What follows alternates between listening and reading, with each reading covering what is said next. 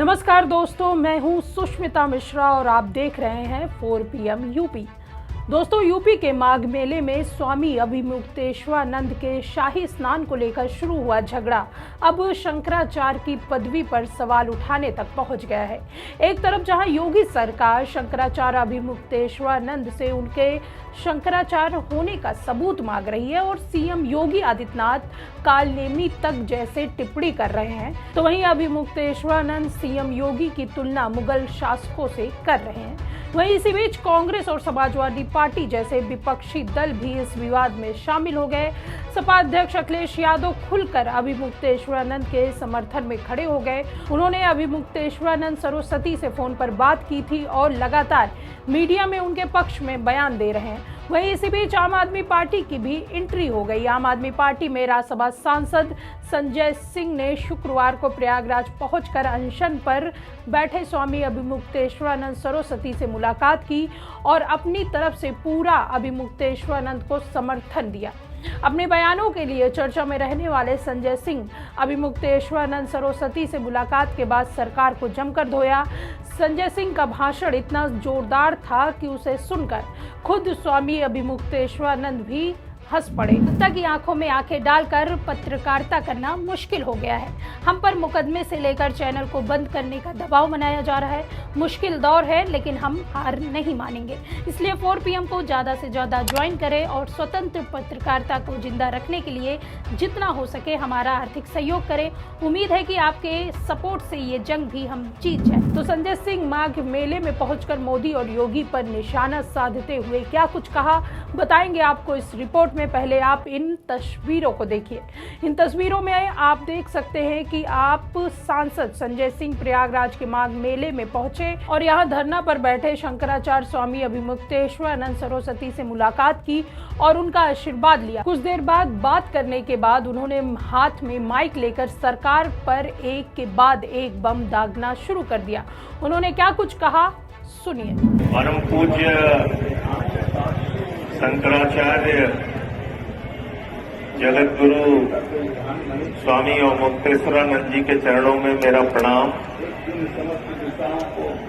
बहुत ही दुर्भाग्यपूर्ण घटना हुई जिसका उदाहरण कभी न पहले मिला, न मुझे लगता है आगे कभी मिलेगा। कि शिष्यों को, शंकराचार्य जी के शिष्यों को चोटी पकड़ के घसीट घसीट के मारना, शंकराचार्य जी को स्नान से वंचित करना, मैं समझता हूं ये घोर अपराध और पाप उत्तर प्रदेश की सरकार ने किया है। और उससे भी ज्यादा अपमानजनक बात यह है कि शंकराचार्य जी से शंकराचार्य होने का प्रमाण मांगा जाता है। जो लोग आज तक अपनी डिग्री नहीं दिखा पाए, वो शंकराचार्य जी से शंकराचार्य होने का प्रमाण मांगा। ये कैसा अधर्म है? शंकराचार्य कौन है, नहीं है, ये कोई प्रधानमंत्री तय नहीं करेगा। शंकराचार्य कौन है, नहीं है, ये कोई मुख्यमंत्री भी तय नहीं करेगा। और शंकराचार्य कौन है या नहीं है, ये कोई पुलिस कमिश्नर या कानून को नहीं तय करेगा। शंकराचार्य हिंदू धर्म के रीति रिवाजों से तय होते हैं और उस पर किसी को प्रश्न उठाने का कोई अधिकार नहीं है। मैं शंकराचार्य जी के साथ उस वक्त भी था जब गंगा के निर्मल और अविरल होने का आंदोलन इन्होंने चलाया था वाराणसी में। उस वक्त मैं आपके आंदोलन में शामिल हुआ। उसके बाद स्वामी जी ने गौ हत्या के खिलाफ अभियान चलाया। सरकार की गलत नीतियों का विरोध करते हैं।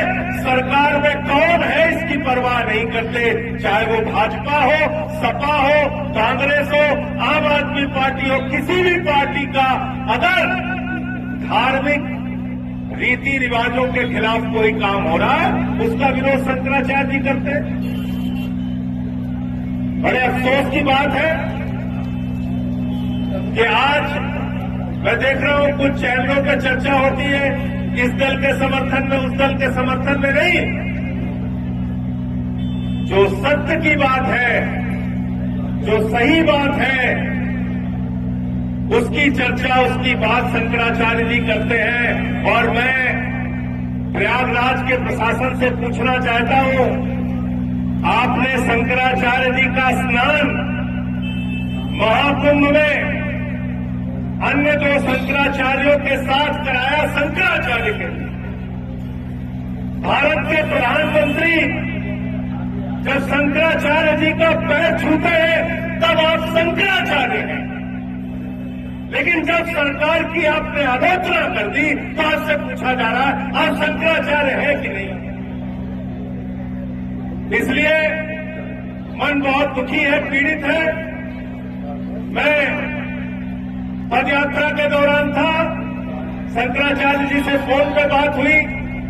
मैंने उस वक्त भी कहा था मैं स्वामी जी आऊंगा आपका आशीर्वाद लेने के लिए, और आपके आंदोलन में हम लोग पूरी तरह से आपके साथ हैं, किसी राजनीतिक दल के रूप में नहीं, एक समर्पित भक्त के रूप में आपके साथ हैं।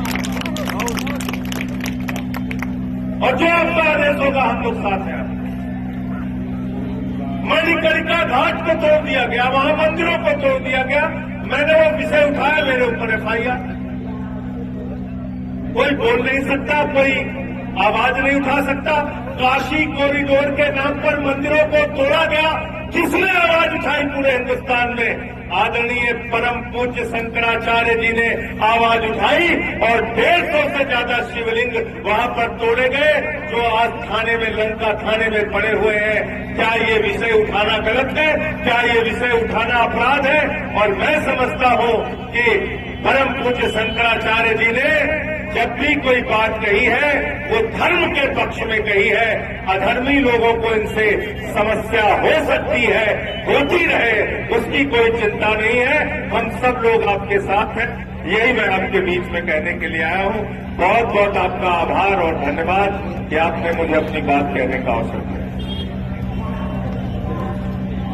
तो देखा आपने कि कैसे यहां संजय सिंह ने यह स्पष्ट किया कि वे यहां किसी राजनीति दल के प्रतिनिधि के रूप में नहीं, बल्कि शंकराचार्य के समर्थन में खड़े व्यक्ति के रूप में आए हैं। लेकिन उनके शब्द सीधे भाजपा सरकार के सीने पर चोट कर रहे थे। उन्होंने कहा कि जिस सरकार को धर्म के ठेकेदारी का शौक है, वही सरकार आज एक शंकराचार्य से उनका अस्तित्व साबित करने की कागज मांग रही है। उन्होंने सवाल उठाया, क्या अब संतों को भी सरकार से सर्टिफिकेट लेना होगा कि वे संत हैं? क्या यह देश वही देश है जहां संतों का सम्मान सर्वोपरि माना जाता था?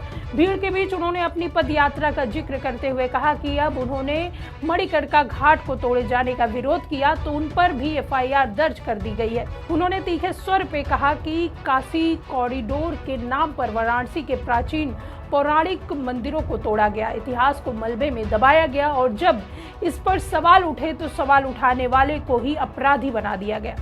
उन्होंने पूछा कि क्या आस्था की रक्षा की बात करना जुर्म है? क्या धर्म स्थलों को बचाने की मांग करना देशद्रोह है? इस पूरे घटनाक्रम ने एक बार फिर यह साफ कर दिया है कि सत्ता का अहंकार जब चरम पर पहुंचता है तो वह किसी को भी नहीं बख्शता, न संत को, न परंपरा को, और न ही आस्था को। जिस भूमि पर साधु संतों को समाज का मार्गदर्शक माना गया, वहीं आज एक शंकराचार्य को अपने अस्तित्व का प्रमाण देने की नौबत आ जाए, इससे बड़ी विडंबना क्या हो सकती है? संजय सिंह का माघ मेले में दिया गया संदेश सिर्फ राजनीतिक बयान नहीं था, बल्कि उस गुस्से की गूंज थी जो देश के एक बड़े वर्ग के भीतर पल रहा है। धर्म के नाम पर वोट मांगने वाली सरकार जब धर्म की बात करने वालों पर ही सवाल खड़े करे तो यह विरोधाभास जनता से छिपा नहीं सकता। यह मामला अब किसी एक व्यक्ति या संगठन का नहीं रह गया है, बल्कि यह उस सोच की लड़ाई बन चुका है जिसमें सत्ता खुद को अंतिम सच मान बैठी है। संत अगर सरकार की तारीफ करे तो पूजनीय और सवाल पूछे तो संदिग्ध, यह दोहरा मापदंड आज खुलकर सामने आया है। संजय सिंह ने जिस तरह से मंच से सरकार को घेरा, उसने साफ कर दिया कि विपक्ष अब इस मुद्दे को सिर्फ बयानबाजी तक सीमित नहीं रखेगा। संदेश सीधा है कि आस्था पर नियंत्रण की कोशिश बर्दाश्त नहीं होगी। माघ मेले की गूंज आने वाले समय में और तेज हो सकती है, क्योंकि जब धर्म, सम्मान और अधिकार एक साथ सवालों के घेरे में आ जाए तो वह सिर्फ विवाद नहीं रहता, वह जनभावना बन जाता है। और जनभावना जब उठती है तो बड़े से बड़ा सिंहासन भी हिल जाता है। इस पूरे मामले को लेकर आप क्या सोचते हैं, इस पर आपकी क्या राय है, हमें कमेंट करके जरूर बताइए। अगर वीडियो पसंद आई हो तो लाइक और शेयर करें, और अगर आपने अभी तक हमारे चैनल को सब्सक्राइब नहीं किया है तो कर लीजिए और जुड़े रहिए 4PM न्यूज़ नेटवर्क के साथ। धन्यवाद।